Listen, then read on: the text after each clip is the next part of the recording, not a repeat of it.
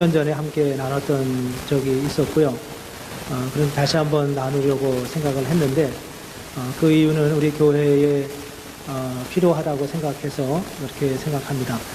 전에 나눌 때는 굉장히 길게 나눴어요. 거의 1년 가까이 말씀을 전했습니다. 물론 1년 내내 전해도 52주를 다 전하는 건 아니고, 절기 때나 이럴 때는 피해가서 하다 보니까 한 27번, 8번 정도 말씀을 전한 것 같은데, 이번에는 좀 줄여서 아마 작으면 6번, 길면 10번 정도 장 전체를 한 번에 생각을 하고 그렇게 하려고 합니다.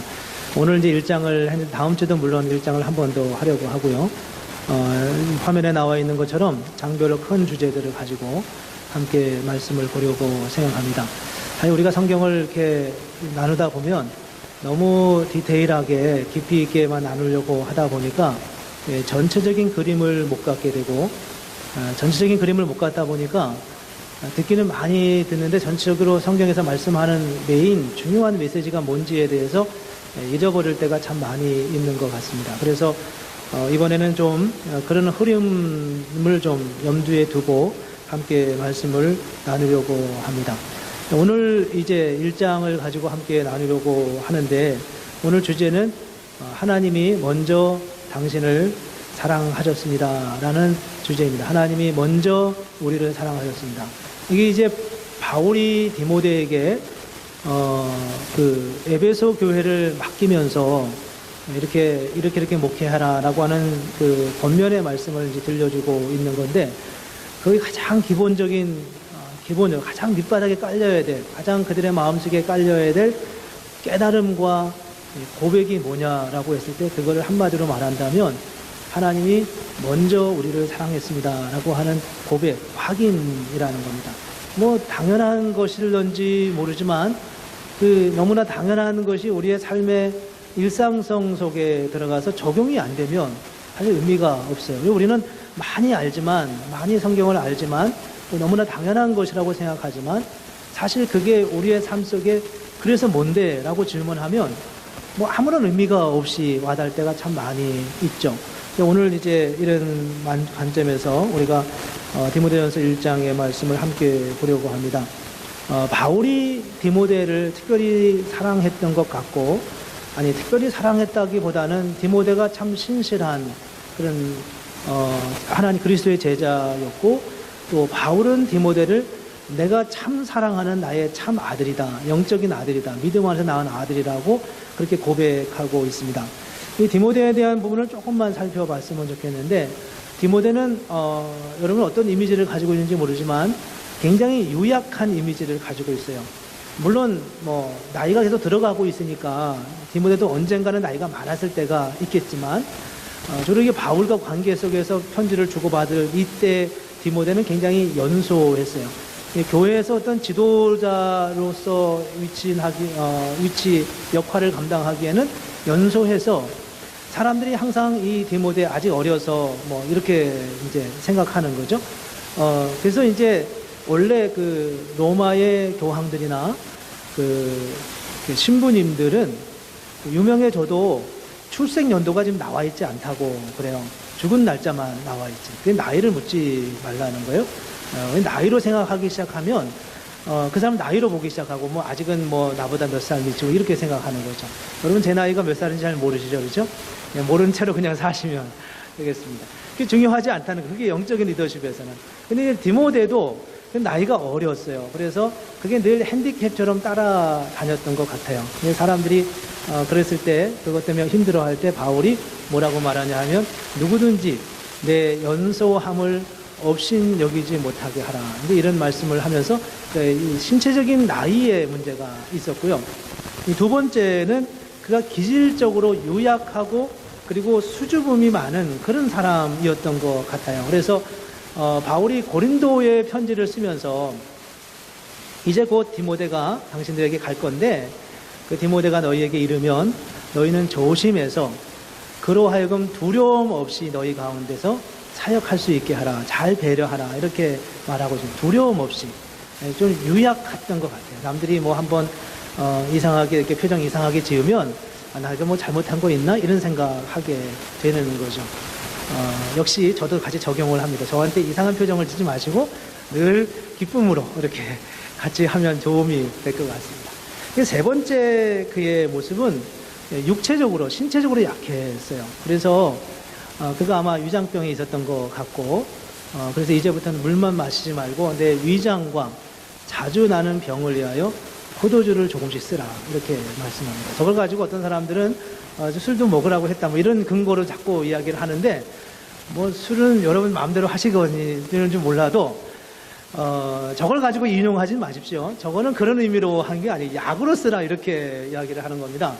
그게 이제 신체적으로 약했어요. 굉장히 약했고, 그래서 어떤 리더가 되기에는, 리더는 굉장히 어떤 집중력도 있어야 되고, 또 어떤 압박감도 이겨야 되고요. 많은 사람들의 필요에 의해서 그들의 필요를 채워주기도 해야 되지만, 또 그거를 또 이렇게 이렇게 맞서면서 또 마땅히 그 공동체가 가야 할 방향으로 끌고 갈 수 있는, 이끌 수 있는 그런 리더십도 필요하고, 굉장히 담력도 필요하고, 신체적으로도 건강해야 되는데, 디모데는 그런 여러 가지 면에서 참 부족했던 그런 사람이었습니다. 그런데 이제 그럼에도 불구하고 디모데가 굉장히 탁월한 하나님의 사람이었다는 것을 여러 군데서 이제 볼 수 있습니다. 여러분이 성경을 보면서 우리는 자꾸 성경의 인물들을 키재기를 합니다. 누가 더 훌륭한가, 이런 생각을 자꾸 하면서 보죠. 베드로가 더 훌륭했는가, 바울이 더 훌륭했는가.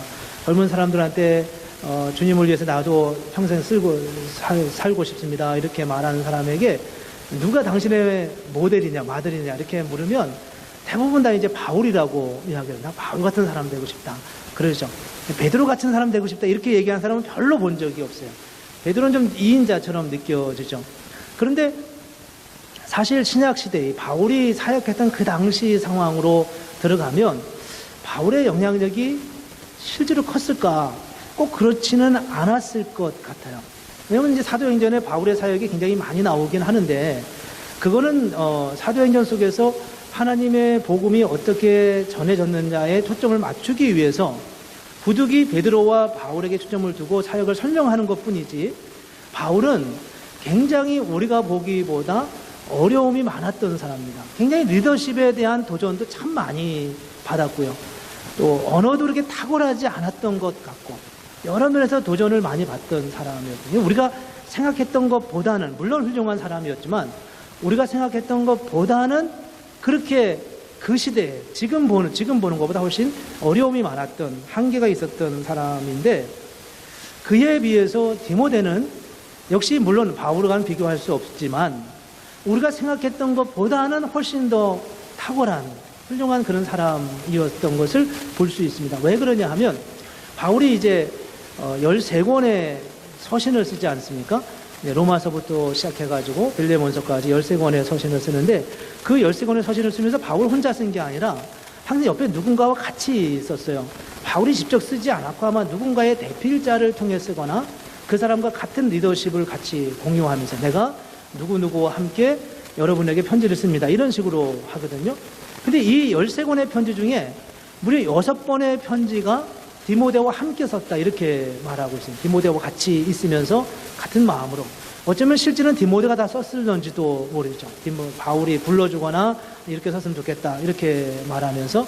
그리고 나서 또 디모데 전서와 디모데 후서가 또 디모데에게 쓴 편지이니까, 바울의 13권의 서신서 중에 무려 8개의 서신이 디모데와 직간접적으로 관련이 있는 그런 서신이기도 합니다. 디모데가 굉장히 바울의 사역에 큰 함께 했고, 영향을 크게 주었던 그런 사람이었는데, 디모데의 영향력이 과연 어디서부터 나온 것이었을까? 그런 생각을 우리가 해보게 됩니다. 하나님이 원하시는 하나님의 말씀으로 잘 다듬어지고 또 그 사역을 잘 감당해 가면서 하나님께서 디모데를 통해서 그 당시 초대의 교회를 건강하게 세웠던 하나님의 역사를 우리가 짐작할 수 있습니다. 오늘 본문은 이런 본문입니다. 오늘 본문은 바울이 이 디모데에게 에베소 교회를 맡겨놓고 이 바울은 마게도나로 이제 출발을 했어요.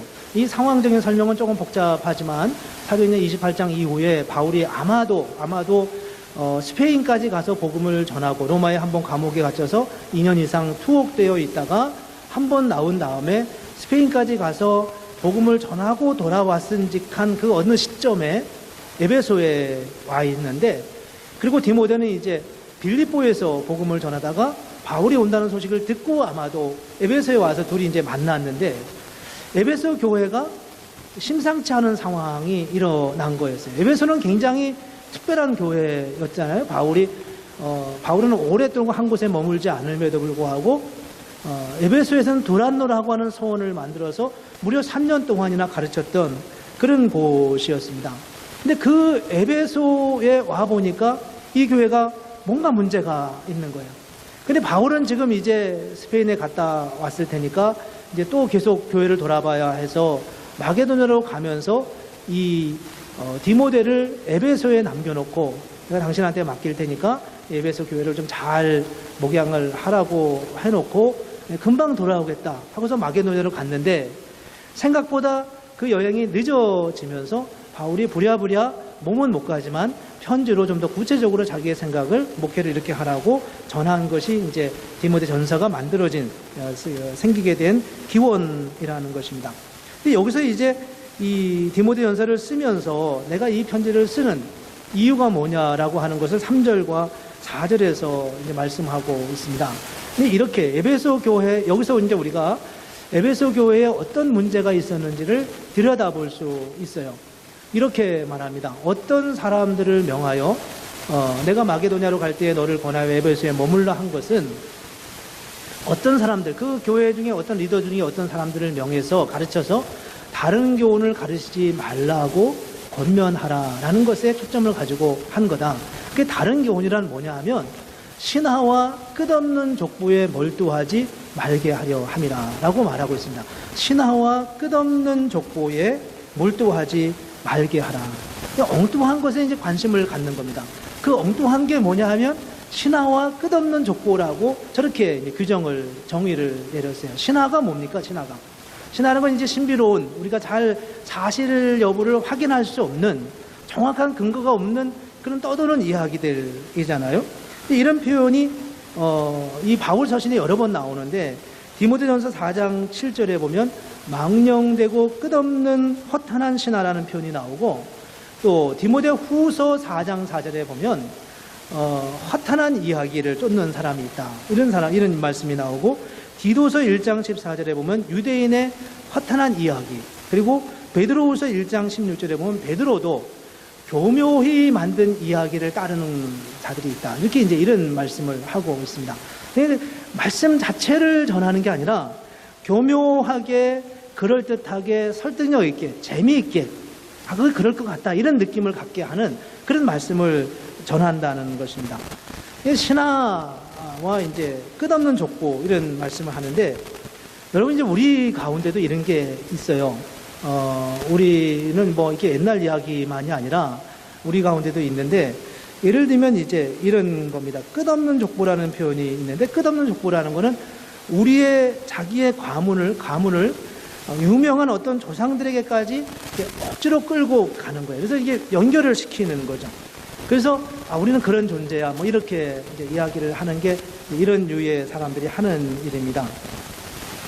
우리나라에 전해오는 야사처럼 교회 안에 전해오는 그런 이야기, 야사라고 하기보다는 전해오는 이야기가 있습니다. 옛날에 그 김성일 장로님이라는 분이 기독교 소설가였습니다. 교회 성경에 있는 이야기를 아주 재미있게, 그럴듯하게 이렇게 잘 풀어서 성경을 더 잘 이해할 수 있도록 돕는, 그런데 아주 탁월한 재능을 가진 그런 장로님이시고 소설을 굉장히 많이 쓰셨어요. 근데 그 중에 대표적으로 여러분 기억하실지 모르지만 땅끝으로 가다, 땅끝에서 오다, 뭐 이런 이제 소설을 썼고, 저도 이제 그분의 소설 여러 개를 재미있게 봤는데 정확히 이름은 기억이 안 나는데 4권짜리 시리즈가 있어요. 근데 그 시리즈가 뭐냐 하면 이제 바벨탑 사건으로부터 시작해서 이 열방들이 이제 어떻게 흩어졌는가 하는 것을 설명해주는 그런 글이었는데, 이분이 그 사사기에 나오는 어떤 스토리를 이제 그래서 아이디어를 얻어가지고 이런 이야기를 전개를 합니다. 뭐냐 하면 사사기에 보면 그런 말씀이 나와요. 이스라엘 12지파가 있는데 그 12지파 중에 단 지파라는 지파가 있어요.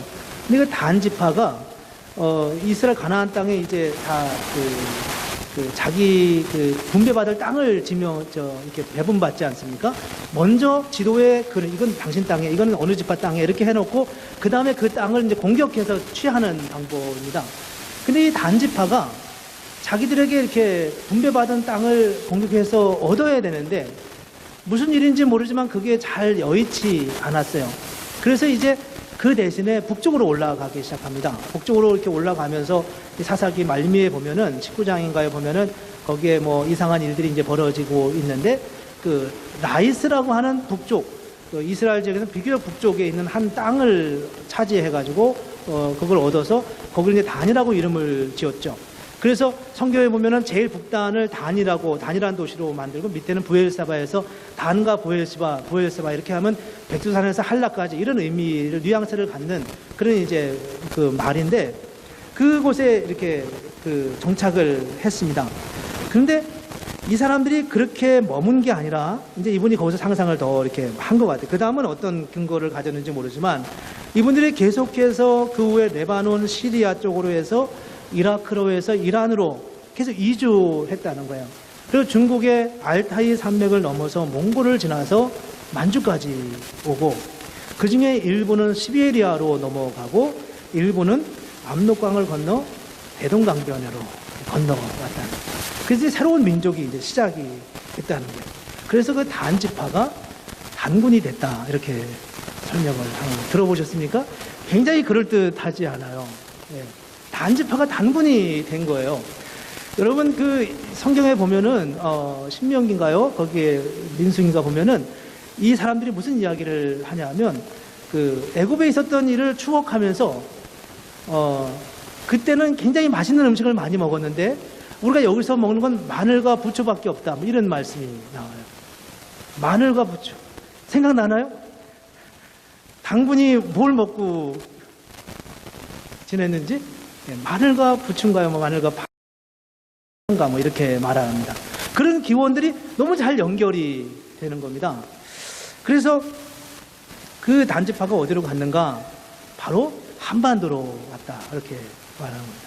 근데 이제 더 놀라운 거는요. 이게 사실 이렇게 호명맹랑한 이야기만은 아닌 게 요한계시록에 가면은 요한계시록 7장에 가면은 12지파가 이제 여러 번 성경에 나와 있는데 그 12지파 중에 단지파가 빠져버렸습니다. 단지파가 안 나와요. 단지파가 안 나오고 그 대신에 어느 지파가 나오냐면 레위 지파는 원래 12지파의 카운트에 들어가지 않는데 레위 지파가 그 12숫자에 들어가고 단지파가 빠져버렸어요. 단지파가 어딜 갔을까? 한반도로 왔다. 단지파가 한반도로 왔더니 그래서 요한계시록이 안 나타나는 겁니다. 굉장히 그럴듯하잖아요. 그럴 수 있을지도 모르겠어요. 이건 하나님 앞에 가봐야 알 것 같은데, 근데 이제 그것만이 아닙니다. 우리와 유대인들 사이에 굉장히 유사성이 많다고 하잖아요. 민족적으로. 그런 얘기 들어보잖아요. 머리도 좋고요. 그 다음에 교육열도 높고, 그 다음에 그 사람들이 음력을 쓰는데, 물론 이제 유대력이지만 음력을 쓰는데 우리도 음력을 쓰고요. 이스라엘이 재건된 나라가 1948년인데, 우리나라도 정부 수립이 1948년이라고 합니다. 그런 것뿐만 아니라 보통 우리가 인사를 할 때 우리는 좋은 아침입니다. 영어로 굿모닝 이렇게 얘기하고 불란서는 봉주와 그러나요? 맞나요? 그게 좋은 아침인가요? 근데 이 히브리인들은 샬롬 그러거든요. 안녕, 평안하시다. 우리가 안녕하세요 이렇게 말하지 않습니까? 근데 이런 어원적인 것들이 다 비슷하다는 거예요. 우리가 이제 하나님을 예수님이 말씀할 때 아빠, 아버지, 아빠, 아버지 할 때 그 아빠가 히브리어로는 이제 아부거든요. 아부. 아람어로는 아바예요. 아바. 우리는 아빠라고요. 그래서 이게 아람어와 히브리어는 원래 이제 굉장히 가까운 언어이기 때문에 아바하고 히브리어는 아부인데 우리 아빠. 이런 언어적인 부분도 상당히 유사해서 굉장히 여러 가지 면에서 비슷한 것을 많이 느낄 수 있다는 겁니다. 이런 족보 이야기를 하면 굉장히 재미있고 그럴듯합니다. 우리의 존재성을 뭔가 거기서부터 찾아오는 것이 예수 믿는 사람에게는 그렇게 기분 나쁘지 않은 일인 거죠. 이런 게 이제 21세기에 넘어와서도 계속 우리의 마음을 이렇게 흔들어 갈 때가 참 많이 있습니다. 이런 얘기는 뭐 끝이 없어요. 뭐 중국의 동북공정인가 이런 식으로 하면서 역사를 만들어 가지 않습니까? 역사는 해석된 거라고. 이런 해석되는 역사가 우리에게 어떤 목적을 주기도 하고 그런다고 생각합니다. 그렇지만 그게 우리에게 무엇을 주냐는 겁니다. 그게 우리에게 어떤 기분은 좋게 하려는지 몰라도 그게 우리에게 어떤 복음적 삶의 이유와 목적을 어떻게 우리에게 부여하냐는 거예요. 전혀 그런 거와는 관계가 없는 그런 말씀이죠. 그게 뭐 사실 여부를 떠나서 그렇게 되는 겁니다. 근데 이런 모습을 보면서 안타까워하는 사람들이 또 있어요. 도대체 뭐야, 성경을 성경대로 해석해야지 왜 그런 사적인 이야기들이 성경 안에 들어오냐, 이렇게 하면서 또 안타까워하면서 이런 교회에서의 어떤 이런 선포에 대해서 마음의 분노를 갖고 교회를 혼란케 한다고 생각하면서 말씀을 말씀으로 가르쳐야 된다고 열심히 강조하는 분들이 이제 생기기 시작해요. 그래서 이제 말씀으로 가르쳐야 된다. 그러면서 교회의 그런 잘못된 방향이라고 생각하는 부분에 대해서 안타까워하고 이제 비판을 하는 거죠. 교회에서 하는 모든 것들이 다 잘못된 것처럼 이제 지나치다 보니까 또 그렇게 또 나가는 거죠. 뭐 예배는 예배라는 형식이 중요하냐라고 비판하고, 설교는 마치 성도들을 선동하는 것처럼 비판하고, 찬양은 감정적인 흥분만을 유도한다고 비판하고, 이러면서 이제 성경 자체를 잘 알아야 된다는 것을 또 많이 강조하는데, 그러다 보니까 그러면서 거기에서도 어떤 마음의 감동과 감격을 잃어버리게 되는 어떤 한 부분을 다시 찾아보게 됩니다. 이런 가르침이 한쪽을 잘못 강조하다 보니까 또 그 반대쪽 사이드를 너무 강조해서 성경 자체는 정확하게 잘 아는 것 같고 알려고 하는 것 같은데 사실 그 안에 어떤 사랑도 잃어버리고 감동도 잃어버리고 함께 믿음의 공동체를 이루어가는 그런 부분에서 굉장히 약해져가는 교회가 되어버릴 수밖에 없는 현실이 우리에게 있습니다. 오늘 본문이 바울이 이렇게 말씀하고 7절에 보면 사람들이 이에서 벗어나 헛된 말에 빠져 율법의 선생이 되려 한다라고 말하고, 율법의 선생이 되려 한다. 그렇지만 자기가 하는 말하는 것이나 자기가 확증하는 것도 깨닫지 못한다. 내가 지금 말하는 것이 무엇인지 모른다는 거예요. 내가 지금 말하는 것을 마치 복음인 것처럼 이야기를 하는데 사실은 그것은 복음과 굉장히 멀리 있는 그 어떤 것이라고 지금 말하고 있는 겁니다. 율법의 선생이 되려고 하는 자들이 어떤 자들을 의미할까 하는 겁니다. 신화와 끝없는 족보 이야기로 밤새는 줄 모르고 이야기하는 이외의 사람들, 단군이 단지파가 알타이 산맥을 넘어서 만주로 해가지고 한반도로 넘어왔다는 얘기가 얼마나 저는 그 소설을 보면서 얼마나 재미있었는지 몰라요. 정말 재미있게 읽었던 기억이 있어요. 굉장히 우리를 흥분하게 하는 부분이에요. 그런데 그게 무엇을 의미하는지 모르고 얘기한다는 겁니다. 그게 복음인지 아닌지도 모르고, 그게 정말 성경에서 말씀하려고 하는 본래의 말씀인지 아닌지도 잘 모른다는 거예요. 또 그것을 비판하는 사람들은 날카로운 이성으로 성경을 분석하고 공부하고 토론하지만, 그것을 극복하기 위해서 그렇게 하지만 사실상 거기서 또다시 멀어져 가는 어떤 상황이 되어버리고 만다는 겁니다. 오늘 여러분들이 이제 개인적으로 동의할 수 있는 사람도 있고 또 그렇지 않은 사람들도 있을지 모르겠는데, 이런 이야기들은, 이런 부분들은 꼭 성경 시대에만 있었던 것은 꼭 아니었습니다. 한 가지만 더 함께 나누고 싶은데, 그게 뭐냐 하면 한국에 이제 창조과학회라는 게 있죠. 창조과학회라는 거는 성경에 근거해서 역사를 해석하는 겁니다. 성경 인류 역사를. 보통 이 자연과학자들은 지구의 연대가 45억 년 정도 됐다고 하더라고요.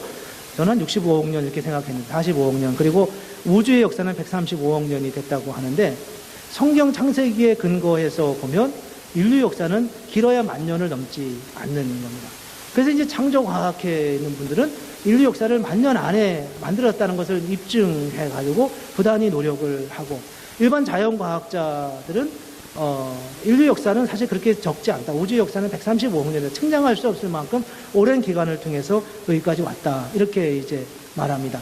저는 이제 결론만 말한다면 저는 두 가지가 다 마음에 사실 안 들어요. 왜냐하면 그거는 과학적인 아이디어를 가지고 성경을 해석하려고 들어오기 때문에 그런 겁니다. 과학과 성경은 분명하게 다른 관점에서 기록된 거였어요. 성경을 우리가 증명하려고 애를 쓸 필요도 없고요. 과학적인 방법으로, 어떤 방법으로든지 이 양자가 다 과학적인 안경을 가지고 성경을 분석하고 해결하려고 하는 거예요. 그거는 일종의 어떤 면에서 신화이고 어떤 면에서 그들이 족보에 창념하는 겁니다. 인류의 족보가 아브라함이 나의 조상이 되는지 이스라엘 12지파 중에 단지파가 우리와 어떻게 관련이 있는지를 연구하는 거나 인류의 기원이 과학적으로 어떻게 되는지를 연구하는 거나 사실은 같은 맥락이라는 거예요. 중요한 거는 하나님이 성경 속에서 우리가 어떤 존재인지를 말씀하고 있는 것이 무엇인지를 우리가 아는 게 중요한 것이지, 그것이 그 어떤 과학적인 방법으로 설득이 되고 납득이 되면 우리가 예수를 더 잘 믿을 수 있을 것 같다라고 생각하는 것 자체가 성경의 권위와 능력과 그 힘을 부정하는 게 된다는 겁니다.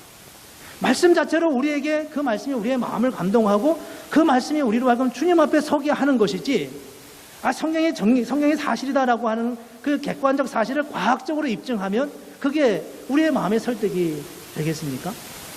이런 이제 갈등이 어디서 생기냐 하면, 주로 이제 중고등학생들이 학교에서 진화론을 배우잖아요. 그게 이제 대학교까지 가죠. 그러면은 진화론을 배우는데 성경에서 말하는 게 도무지 이해가 안 가는 거예요. 그래서 이제 이걸 잘 만나게 해 주려고 요즘 어떤 게 나오냐 하면 진화론적 창조론이라는 게 나와 있습니다. 진화적 창조론. 여러분, 하나님이 사람을 어떻게 만드셨다고 생각해요? 하나님이 진흙으로 이렇게 만들어서 빚어가지고 만들었다고, 석으로 만들었다 말씀하잖아요. 근데 진화적 방법이라는 거예요. 하나님이 오랜 세월을 거쳐서, 마치 30억 년, 40억 년의 세월을 거쳐서 인간을 만들었다고 그렇게 설명을 하는 거예요. 그러면 그게 하나님이십니까? 아니십니까? 이런 질문을 당연히 젊은 사람들이 다시 하지 않겠어요. 그러니까 우리가 인간적으로 무엇을 설명하려고 하는 것 자체가 하나님의 방법인 것 같지만 사실은 그렇지 않다고 하는 것이 지금 바울이 처음에 시작하면서 강조하는 부분입니다. 그러면 뭐겠습니까? 그러면 우리가 붙들어야 할 복음은 무엇인가요? 성경이 우리에게 말씀하려고 하는 그런 사설이 아니라, 신화가 아니라, 끝없는 족보에 창념하는 게 아니라 성경이 우리에게 주고자 하는 말씀이 뭐냐, 그것에 대해서 오늘 5절에서 이렇게 말씀합니다. 이 교훈의 목적은 청결한 마음과 선한 양심과 거짓이 없는 믿음에서 나오는 사랑이다 라고 말하고 있습니다. 이 교훈의 목적은, 성경이 우리에게 말씀해 주려고 하는 가장 중요한 메시지는 뭐냐 하면 하나님의 사랑이라는 겁니다. 하나님이 우리를 얼마나 사랑했는지 그 사랑의 깊이와 넓이와 높이와 길이를 우리가 측량하고 이해할 때마다 그 사랑 앞에 우리가 엎드리지 않을 수 없다고 하는 것이 바울의 가장 처음이자 마지막, 서론이자 결론적 주장이고 논지. 하나님의 사랑을 아는 것입니다. 나를 향한 하나님의 사랑을 깨닫는 거죠. 이건 단지 어떤 감상적인 사랑만도 아니고 어떤 헌신을 요구하는 그런 사랑만도 아닙니다. 자격 없는 자에게 자격을 주는, 하나님의 구원의 역사에 이를 수 없는 자에게 나를 구원하시는 하나님의 사랑, 그런 사랑이죠. 이게 다 하나님의 사랑을 표현해 주는 건데, 오늘 본문에서 말씀하는 좀 더 초점이 되는 사랑의 부분은 먼저 사랑이었습니다. 먼저 사랑. 요한일서 4장 19절에 보면 이렇게 말씀합니다. 우리가 사랑함은 그가 먼저 우리를 사랑하셨음이라. 그가 먼저 우리를 사랑했다라고 말씀합니다. 그가 먼저 우리를 사랑했다고 하는 말이 무슨 의미입니까? 그가 먼저 우리를 사랑했다는 말이 무슨 의미입니까? 디모데전서 오늘 본문 12절과 13절에 보면 이렇게 말씀했어요. 나를 능하게 하신 그리스도 예수 우리 주께 내가 감사함은 나를 충성되이 여겨 내게 직분을 맡기셨으니. 나를 능하게 하신 그리스도께서 내게 직분을 맡기셨는데 어떻게 맡기셨냐 하면, 내가 전에는 비방자요 박해자요 폭행자였으나 도리어 긍휼을 입었다. 내가 박해자고 비방자고 폭행자였는데 오히려 그와는 전혀 정반대로 긍휼을 입었다는 겁니다. 근데 그것은 내가 믿지 아니할 때에 알지 못하고 행하였습니다. 언제 내가 그 주님의 그 긍휼을 입었습니까? 바울이 언제 그 긍휼을 입었습니까? 우리가 사도행전 9장을 보면 아시잖아요. 바울이 지금 다메섹을 향하여서 예수 믿는 사람을 잡으려고 열심히 달려가는 그 과정 속에서 주님이 그에게 나타난 거예요. 예수를 향하여 칼을 꽂고 예수를 향하여 포승줄을 가지고 가는 그 바울의 손을 잡고 그에게 찾아가셔서 내가 너를 사랑한다고, 내가 지금 왜 나를 받게 하려고 하냐고 찾아가신 그 예수님의 모습입니다. 그 예수님의 모습 앞에서 바울이 무릎을 꿇은 거예요. 언제 사랑했습니까? 먼저 사랑했어요. 근데 그 먼저가 뭐냐는 겁니다. 그 먼저는 나는 주님을 향하여 삿대질을 하고, 나는 주님을 향하여 욕을 하고, 나는 예수 믿는 사람을 향하여 매선의 박해를 하는 바로 그 시점, 그 현장에서 주님이 나를 사랑하셨고 나를 긍휼히 여기셨고 나를 용납하셨다고 하는 게 바울의 고백이었습니다. 그게 바로 바울이 그분이 나를 먼저 사랑했다고 하는 고백의 요점이라는 거예요. 만약 우리가 주님을 사랑할 때 내가 그분을 먼저 사랑했다면 주님께 우리는 무엇인가를 요구할 자격이 있을 거예요. 그건 아니죠. 그러나 또 두 번째로 내가 먼저 하나님을 사랑하지는 않았습니다. 그렇지만 나의 삶이나 나의 언어나 나의 살아온 능력을 볼 때 그래도 사랑받을 만 했다라고 느껴서 하나님이 나를 사랑했다면 그건 또 괜찮을런지도 모릅니다. 우리는 흔히 이렇게 많이 생각하는 것 같아요. 우리가 이해하는 하나님의 사랑은 되게 여기쯤 서 있는 것 같아요. 사랑받을 만 했다라고 생각하는 거죠. 여러분 그런 말을 하지 않습니까? 여러분에게 여러분 자녀나 이런 또 여러분이 쉽게 말할 수 있는 동무들한테 여러분들한테 그래서야 하나님이 너를 사랑하겠니? 그렇게 살아서 하나님이 너를 도와주겠니? 이런 말을 우리는 쉽게 하지 않습니까? 그렇게 해서 그게 무슨 말이에요? 반대로 하면 할만해야 사랑하지 않겠냐 이런 겁니다. 물론 이건 좀 다른 상황이긴 하지만 마치 우리가 하나님의 사랑을 먼저 하나님을 사랑하지는 않았지만 같이 사랑할 수 있는 어떤 동기는 나에게서 주어졌다고 생각하는 거죠. 그게 우리가 흔히 생각하는 하나님의 사랑에 대한 동기라고 생각합니다.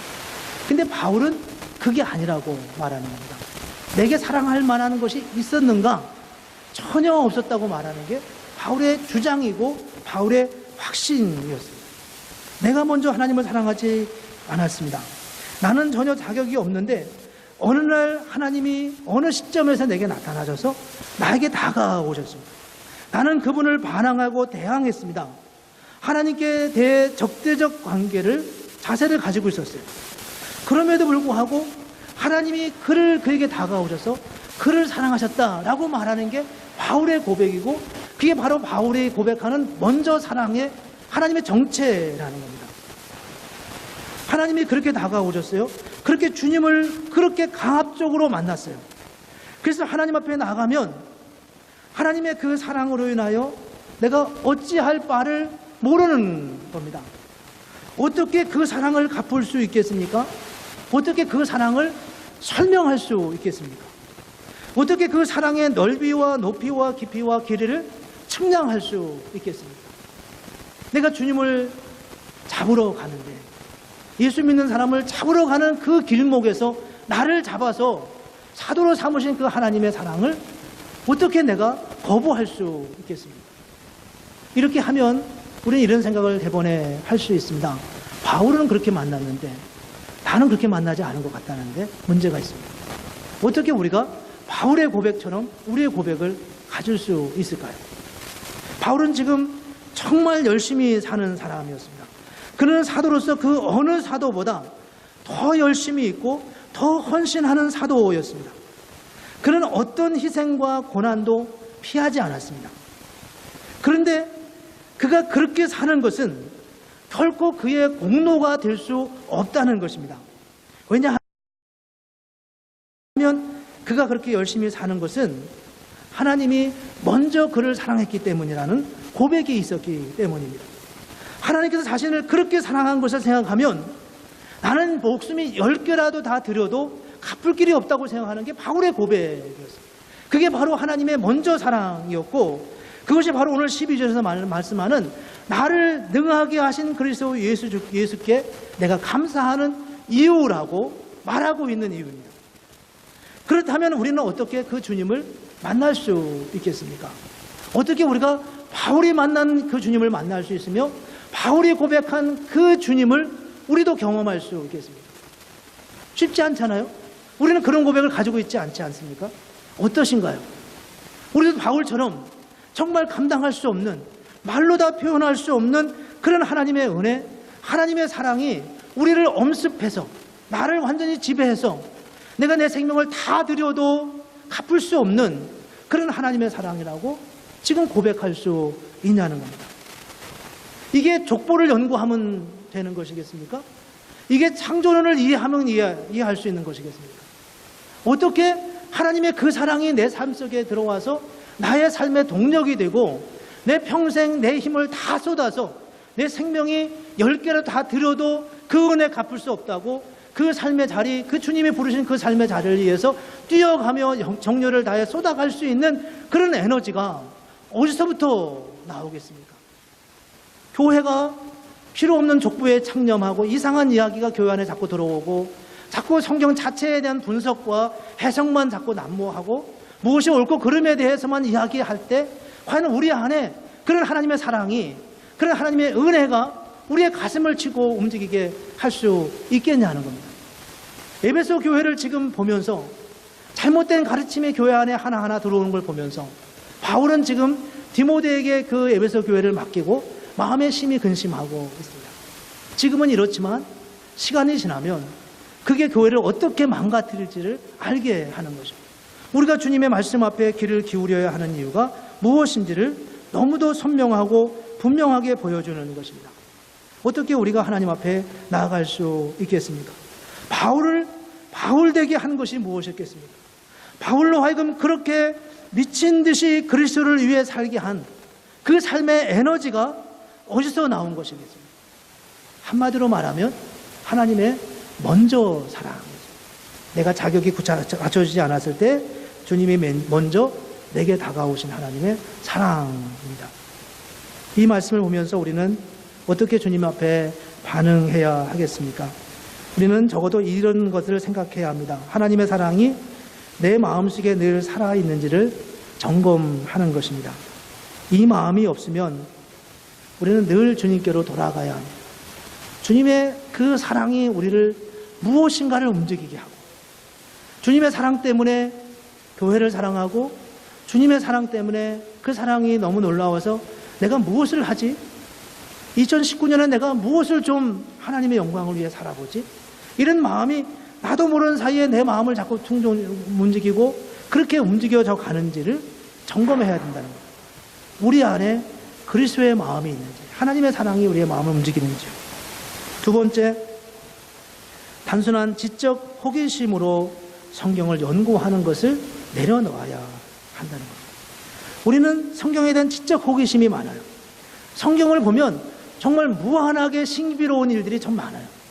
신앙적인 마음으로 우리가 성경을 연구하는 것 같지만 사실은 우리의 잘 맞춰지지 않은 마치 퍼즐을 맞추는 기쁨에 그런 마음으로 우리가 성경을 연구할 수도 있어요.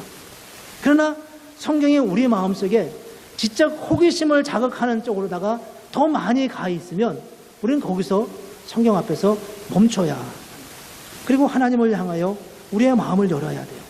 주님, 이 말씀을 가지고 내가 하나님의 사랑을 느끼고 있는지, 이 말씀 때문에 내가 하나님을 사랑한다고 말할 수 있는지, 이 말씀을 통해서 하나님이 나를 사랑한다는 것을 내가 느끼고 있는지, 이런 부분에 대해서 우리가 끊임없이 점검되지 않은 채 성경 자체를 연구하는 것은 우리를 굉장히 어렵고 위험한 상황으로 몰아갈 수 있다는 겁니다. 그리고 마지막으로 우리는 그 말씀과 그 믿음 안에서 우리 가운데 선한 열매가 맺어지는지를 항상 점검해야 한다는 겁니다. 좋은 씨를 뿌리면 좋은 열매가 맺어지고 나쁜 씨를 뿌리면 나쁜 열매가 맺어집니다. 우리 안에서는 지금 어떤 열매가 맺어지고 있습니까? 우리 안에 거친 열매가 맺어진다면, 쓴뿌리가 난다면, 나도 모르게 무엇인가를 향하여 분노하는 마음이 걷잡을 수 없이 우리의 마음을 잡고 사로잡고 있다면 우리는 분명히 지금 원초적으로 원래의 자리로부터 우리의 신앙을 점검해야 합니다. 우리에게 중요한 것은 하나님의 마음을 품는 것입니다. 그리스도의 마음을 품는 것입니다. 어차피 우리에게는 모든 것이 다 불가능하지만 그리스도의 마음이 우리에게 들어오면 그 마음이 우리로 하여금 할 수 없는 일을 하게 하시고 불가능한 것을 가능하게 하시는 하나님의 역사를 체험하게 할 것입니다. 물이 어떻게 포도주가 됐을까? 어떻게 예수님이 바다 위를 건넜을까? 지적 호기심으로 접근하면 아무 일도 우리에게 일어나지 않지만 주님의 사랑을 느끼면 우리에게도 정말 물이 포도주가 되는 것과 다를 바 없는 하나님의 사건을 경험할 수 있다는 것. 전혀 불가능한 하나님의 삶, 내가 여기서 저기를 바다 때문에 건너갈 수 없는 자리지만 하나님의 사랑을 알고 깨달을 때 우리는 그 길을 넘어갈 수 있는 하나님의 은혜의 사건이 우리에게도 동일하게 일어날 수 있다는 것. 그게 그 출발이 무엇이냐? 그 출발은 바로 하나님의 사랑이라는 것. 하나님이 우리를 어떻게 사랑하는지를 아는 것이라고 말씀하고 있습니다. 하나님의 사랑을 알 때 우리는 하나님의 이런 사랑의 포로가 됩니다. 그리고 그 사랑 안에서 참된 구원의 역사, 능력을 맛보기 시작합니다. 전혀 불가능했던 존재가 하나님의 은혜를 맛보면서 정말 놀라운 하나님의 은혜의 감격에 이르게 됩니다. 그래서 그런 믿음의 고백으로 그런 은혜를 체험했던 하나님의 사람들은 이런 고백을 했습니다. 그 크신 하나님의 사랑 말로 다 형용 못하네. 저 높고 높은 별을 넘어 이 낮고 낮은 땅 위에 죄범한 영혼 구하려 그 아들 보내사 화목제물 삼으시고 죄 용서하셨네. 하나님의 그 큰 사랑은 측량을 못하네. 영원히 변치 않는 사랑. 성도여, 우리 함께 찬양합시다. 이렇게 부르던 우리 조상들의 찬양을 우리도 되뇌이면서 부르고 있습니다. 그러나 그 찬양의 의미를 우리가 얼만큼 진정으로 깨달으면서 함께 주님을 고백하고 있습니까? 이 시간 우리 함께 304장 다 같이 일어나셔서 이 찬양 함께 부르고 함께 기도하는 시간 잠깐 가졌으면